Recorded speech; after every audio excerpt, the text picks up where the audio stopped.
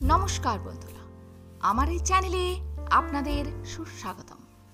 আজকে আমার আলোচনার বিষয় কত রকমের শঙ্খ হয়, অর্থাৎ শঙ্খের প্রকারভেদ, এবং এই প্রতিটি শঙ্খ বাড়িতে রাখলে কি কি উপকার পাওয়া যায়। একটি শঙ্খকে শুভ বলে মনে করা হয় কারণ এর ধ্বনি বাড়িতে শান্তি, সমৃদ্ধি এবং ভাগ্যকে আমন্ত্রণ জানায়। সংস্কৃতে শঙ্খ বা শঙ্খম সুম এবং খাম শব্দ থেকে এসেছে। সুম যার অর্থ হলো ভালো কিছু এবং খাম যার অর্থ জল। শঙ্খম এর আক্ষরিক অর্থ শঙ্খ, যা পবিত্র জল ধারণ করে। এটা বিশ্বাস করা হয় যে শঙ্খের মধ্যে দেবতারা বাস করেন। বরুণ দেব শঙ্খের কেন্দ্রে, ব্রহ্মা পিছনে এবং গঙ্গা ও সরস্বতী সামনে। হিন্দু পুরাণ অনুসারে ভগবান বিষ্ণু তার বিভিন্ন অবতারে বিশ্বের নেতিবাচকতা ধ্বংস করতে শঙ্খ বাজিয়েছেন। সমুদ্র মন্থন থেকে শঙ্খের উদ্ভব হয়েছে বলে মনে করা হয়। শঙ্খ হল বিষ্ণুর প্রতীক। মহাভারতে ভগবান শ্রীকৃষ্ণ এবং পাঞ্চপাণ্ডবের প্রত্যেকের একটি করে শঙ্খ ছিল। ধর্মীয় আচার অনুষ্ঠানে, প্রার্থনার শুরুতে বা যে কোনো শুভ সূচনায় একটি শঙ্খ ব্যবহার করা হয়। শব্দ আশা এবং সঙ্গে সংযুক্ত করা হয় বাধা অপসারণ। শঙ্খের খোসায় রাখা জল ছিটিয়ে দেওয়া হয় পুজো করার সময় স্থানকে পরিষ্কার ও বিশুদ্ধ করার জন্য। শঙ্খের ধ্বনিকে শুদ্ধ বলে মনে করা হয় কারণ এতে নিরাময় এবং কম্পনের বৈশিষ্ট্য রয়েছে। নিয়ন্ত্রিত নিঃশ্বাসের সাথে শঙ্খ ফুঁকে দিলে তা থেকে ওম ধ্বনি বের হয়, যা মনকে শিথিল করতে সাহায্য করে। শঙ্খকে প্রথম শব্দ উৎপাদনকারী হাতিয়ারগুলির মধ্যে একটি বলে মনে করা হয়। কানের কাছে রাখলে সাগরের শব্দ শোনা যায়। এমনটা বিশ্বাস করা হয় যে শঙ্খ বাজায় সে আশীর্বাদ পায় দীর্ঘ জীবন এবং স্বাস্থ্য। এরপর আসবো প্রধান আলোচনায়। শঙ্খ কত রকমের হয়? বিভিন্ন ধরনের শাঁখের নাম ঈশ্বরের নামে রাখা হয়েছে। এখানে রয়েছে বিষ্ণুর ডান হাতের শঙ্খ এবং শিবের বাম হাতের শঙ্খ। এখানে গণেশ শঙ্খ, দক্ষিণাবর্তী শঙ্খ, বামাবর্তী শঙ্খ, গৌরী শঙ্খ, গোমুখী শঙ্খ, হীরা শঙ্খ এবং মতি শঙ্খ রয়েছে। প্রথমেই আসবো দক্ষিণাবর্তী শঙ্খ, যা সৌভাগ্য এবং সমৃদ্ধি আকর্ষণ করে। দক্ষিণাবর্তী শঙ্খ লক্ষ্মী শঙ্খ নামেও পরিচিত। দক্ষিণাবর্ত বা দক্ষিণাবর্তী শঙ্খ ডান দিকে খোলা, যেটিকে সম্পদের অধিপতি কুবেরের আবাস বলে মনে করা হয়। এটি একটি বন্ধ মুখ আছে, তাই এটি শুধুমাত্র পুজো করা হয় এবং কোনো শব্দ নির্গত হয় না। ডান হাতের শঙ্খগুলি শুভ এবং সৌভাগ্য, শান্তি এবং সমৃদ্ধি আকর্ষণ করে। উত্তর পূর্ব বা উত্তর পূর্ব দিকে নকশা করা পূজা ঘরে ডান হাতি বা দক্ষিণাবর্তী শঙ্খের খোসা রাখতে হবে। এই শঙ্খের উপর একটি স্বস্তিক আঁকা উচিত এবং এটি চন্দন ফুল দিয়ে পুজো করা উচিত। এরপর আসবো বামাবর্তী শঙ্খ, যা ফু দেওয়ার শঙ্খ। এই শঙ্খ বাম হাতের দিকে খোলে এবং এর মুখ মাঝখানে খোলে। বাম হাতে ধরে রাখা এটি সবচেয়ে বেশি পাওয়া যায় এবং সবার জন্য ব্যবহৃত হয় ধর্মীয় উদ্দেশ্যে। একটি বামাবতী শঙ্খের ফুঁক নেতিবাচক শক্তি দূর করে এবং চারপাশকে শুদ্ধ করে। এটিকে দেবী লক্ষ্মীর ভাই এবং ভগবান বিষ্ণুর প্রিয় হিসেবে গণ্য করা হয়। এরপর আসবো গণেশ শঙ্খ, যা সমস্ত বাধা দূর করে।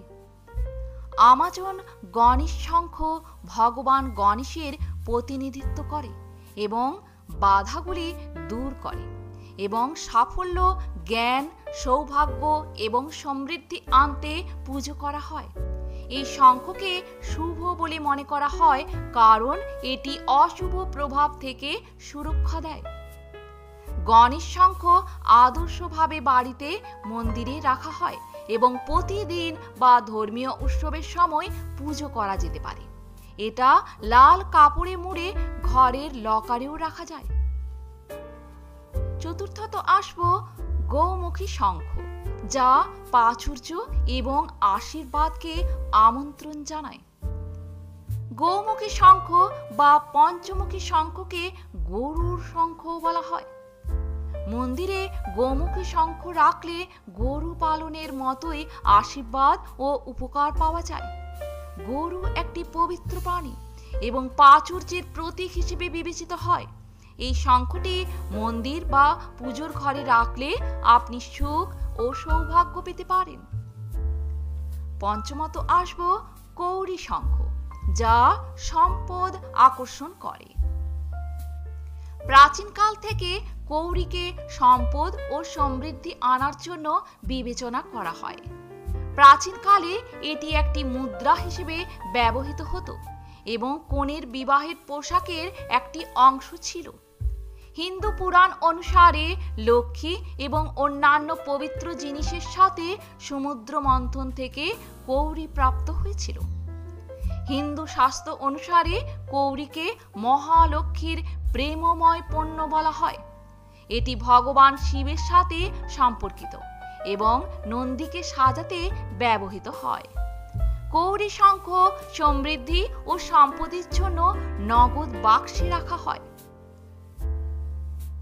এরপর আসবো মতি শঙ্খ, যা সমৃদ্ধি ও শান্তি নিয়ে আসে। মতি শঙ্খ মুক্তোর মতো উজ্জ্বল এবং একে খুঁজে পাওয়া কঠিন। এটি শঙ্খের একটি মূল্যবান জাত এবং সব আকারেই পাওয়া যায়। এই শঙ্খ ঘরে রাখা শুভ বলে মনে করা হয় এবং সৌভাগ্য, সমৃদ্ধি, সাফল্য এবং মানসিক শান্তি দেয়। এরপর আসব হীরা শঙ্খ, যা সৌভাগ্যের প্রতীক। হীরা শঙ্খকে পাহাড়ি শঙ্খ থেকে আসা শঙ্খ বলা হয়।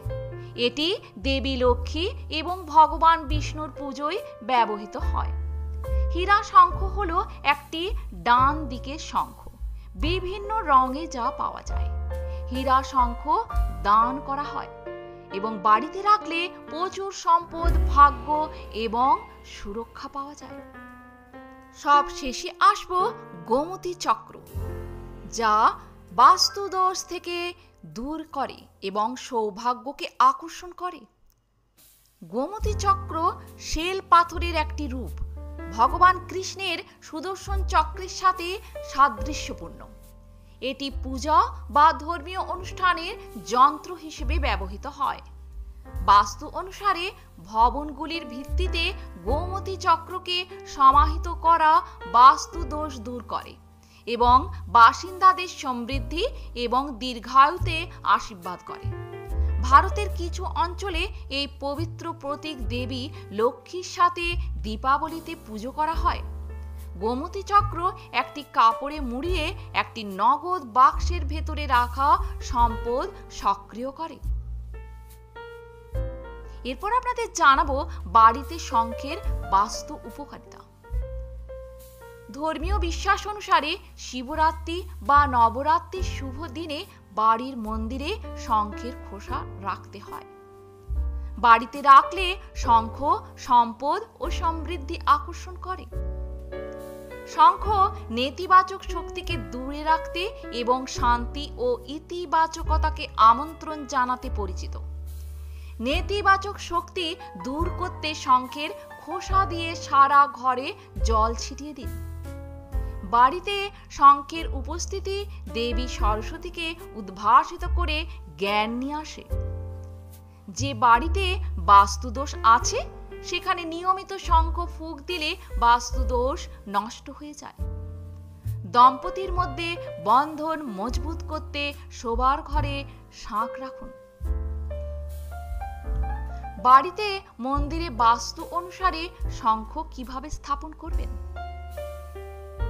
মন্দিরে সর্বদা শঙ্খটি মূর্তির দিকে মুখ করে বিন্দুযুক্ত অংশ রাখুন। শঙ্খটিকে তার খোলা অংশটি ওপরের দিকে রাখতে হবে এবং তার পাশে চঞ্চুটি রাখতে হবে। এটি বিশ্বাস করা হয় যে মূর্তিগুলি থেকে বিকিরণকারী শক্তি এবং ফ্রিকোয়েন্সিগুলির শঙ্খের বিন্দুকৃত অংশের দিকে আসে এবং বাড়ির চারপাশে অনুকূল শক্তি ছড়িয়ে দেয়। বাস্তু ঘরের ডান দিকে শঙ্খ রাখার পরামর্শ দেয়। পূজা ঘরের বাস্তু অনুসারে একটি মন্ত্র জপ করার আগে পূজা ঘরের পবিত্রতা বজায় রাখতে শঙ্খ ধুয়ে নিন। বাড়িতে বাস্তুদোষ প্রতিকার হিসেবে শঙ্খের কি ভূমিকা রয়েছে? বাড়িতে শঙ্খ বা শঙ্খের খোলস বাড়ির বাস্তু ত্রুটিগুলিকে দূর করতে ব্যবহৃত হয়। ভগবান বিষ্ণু তার বিভিন্ন অবতারে চারপাশের নেতিবাচকতা ধ্বংস করতে শঙ্খ বাজিয়ে দেন। এটা বিশ্বাস করা হয় যে দেবী লক্ষ্মী একটি শঙ্খযুক্ত গৃহে বাস করেন।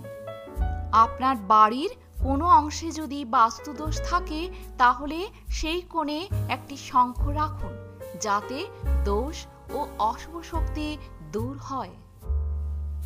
সব শেষে বলবো ফেং শুই অনুসারে শাঁখের উপকারিতা। শাঁখ হলো যোগাযোগ, সুস্থ সম্পর্ক এবং সমৃদ্ধির প্রতীক। শঙ্খ হলো ভগবান বুদ্ধের পায়ের 8টি শুভ চিহ্নের মধ্যে একটি। অশুভ শক্তি থেকে বাড়িকে রক্ষা করতে জানলায় খোসা রাখুন। ফেং শুই অনুসারে বেডরুমে যদি শঙ্খ রাখা হয় তাহলে দম্পতিদের সম্পর্ককে শক্তিশালী করতে সহায়তা করে। একটি সমৃদ্ধ কেরিয়ারের জন্য বসার ঘরে উত্তর পূর্ব দিকে শিশিল রাখুন। ফেং শুইতে খোলস দিয়ে ডিজাইন করা একটি প্রবাহিত জলের ফোয়ারা ঘরের প্রবাহিত অর্থের প্রতীক এবং সম্পদ রক্ষা করে। তো বন্ধুরা, আজ এ পর্যন্তই।